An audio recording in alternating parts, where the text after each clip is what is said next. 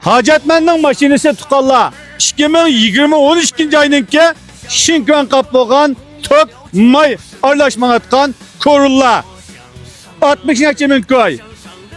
Şu Hacetmen'ge yardım kılış yüzüstün yüreklerini ayımayı besip yol toz knopkasını yürütüp koyup andın can fakılıp kulun koşunları taktıp koğaç koyanla maşinini 60 min koygu bürtmedi de biz arkalık ilgisi bilen bir vasıta köşep setivasanla bu da maşinininki sıvı kürvatkanday tukallamını maşini Tokmay aylaş 2020 12. ayının maşinesi iken maşini Tokmay aylaşma atkan iken şu korulla izdavatkan Şinkven kaplı korulla izdavatkan pulusu muvafık yakını izdavatkan tukallığa minanca çütken maşina mıyda maşini asan but dedi güçlü bulap kaptasanla yaken ki silahının yıkıldırınla işide mıyda maşini izdavatkanlı bulap kalsa can fakılıp taktıp ama şu maşinininki aşı buradayının set çıkırveliş üçün bir kişilik töhpanlı koşap koyanlar demekçi yardım kıp koyanlar şunun demekçi memnun mazopunu elep bununla çıkırıp belki ya besini hak almayız.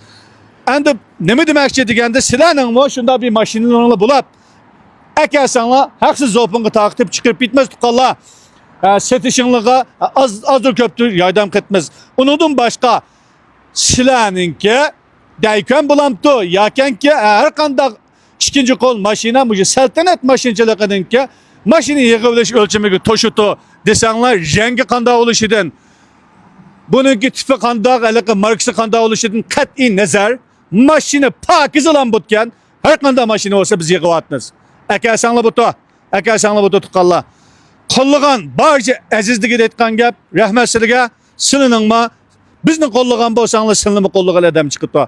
Tijoratchining qo'llasanglar tijoratchilar yo'naq topsa jamiyatninki alaqa soda setiq aylanish ishlarima tizaq yurishi to'tiqqanlar. Shunga arimay mana shunday zo'polni uchratgan chaqinlarda yurak besib qo'yishinglar chin qalbimdan umid qilma.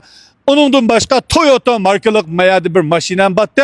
Mani 10 min koy, 10 min koydun azak yukarı apıp heyde olay. Ballarımını mektepke apıp eget karşılık işte sokakta katmenken, topa çıkkanda boranda katmenken digüçülü bulap kasanla bir tal 10 min koyga. Ma Toyota'nın ma maşinesini epkesanla bu da maşininin maysay piyatı hemenle biliste acayip tüven 10 min koyga saltanat maşinciliğinden kette tutunam.